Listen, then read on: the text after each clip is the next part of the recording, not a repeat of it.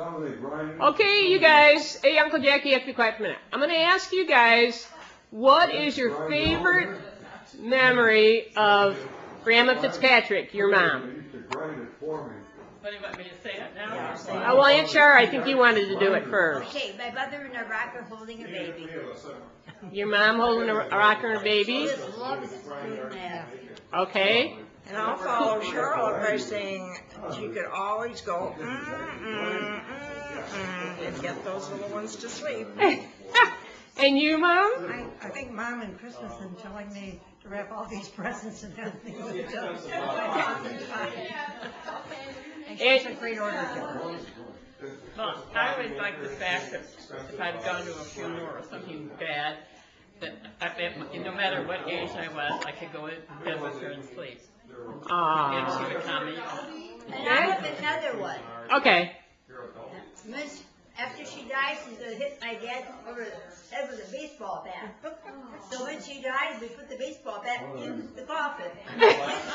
I said, Mom, it's plastic. It should be wood. I said, honey, she's too old now. It's plastic. And to add to Charlotte once again, that same story, Grandma died on the 31st of October, so that she wouldn't have to pay another month's rent. And one of the memories I have, You gotta speak up, Mom. one of the memories I have of Mother, I was waiting with her coming out of an anesthetic, some operation of some kind, and she's talking to my father, and she's telling him not to go, that she missed him so. And I thought, all these years, and still so much love. It was heartbreaking, but beautiful. That's true. And you? Well, I guess I have to tell you the one when I lived up in Flint. And of course, Mother was always there for you and everything. And I called her. I said, well, Mom, you'll have to come up and get us because Doug's out of town. And the toilets flood over. And she says, Mary, I can't come up all the time. I have a family here. I said, well, what am I going to do? And she said, you're going to go get the yellow pages out and look up plumbers. Work it out. And they're not going to, and I mean, you're not going to come? And she says, I'm not coming. Okay, now, last night was the first night that I heard all about great-grandma and Joe Mahoney. Now, tell the story that you had, who was it? Was it Charlotte? No, Aunt Mary.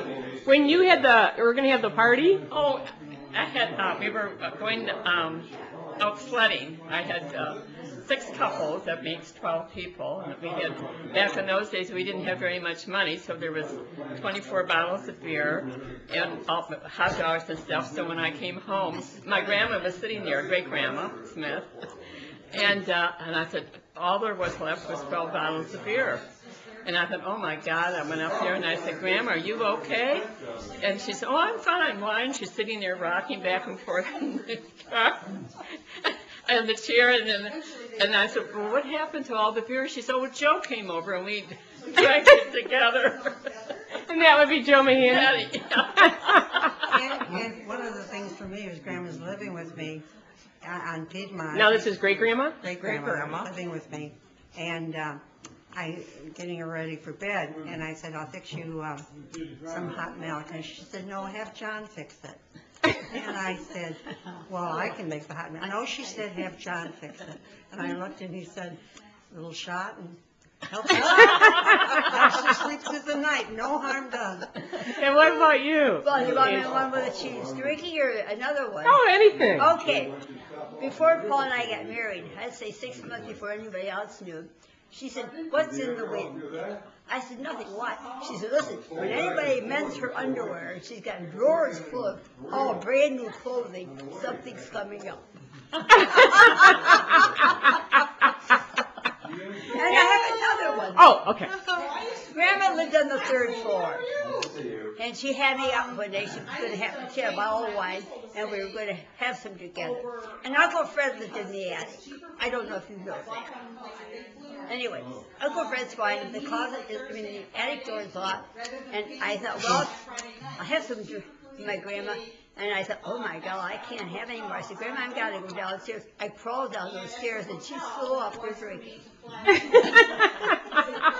Who baby godmother? Okay, I have one. I'll combine Grandma and Grandma Kate and Joe Mahoney. Shortly after our daughter Maggie was born, the Grandma came and stayed with me.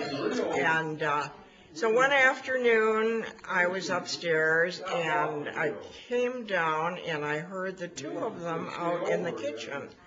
And Grandma said, "Here she comes, hide the caps." And they had Altus beer, which was her favorite. So Joe, in turn, took off and went out in the alley to go home, except he went in the wrong direction. And he fell in the weeds. And I went out and I said, Joe, you have to get up. No, baby, it's just wonderful right here. And I said, you better get up because Jack will be home. Uh-oh, big shot. He's coming home. And so pretty soon I had to call Florence. And she came high heels a-clicking through that alley. But it was late afternoon, and we didn't think it would be proper for Grandma to take Joe across the street.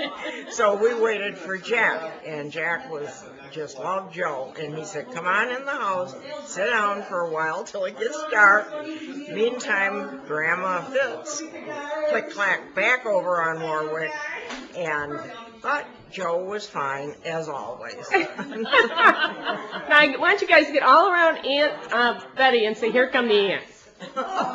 Okay? 1, 2, 3. Here. Yeah. Hey!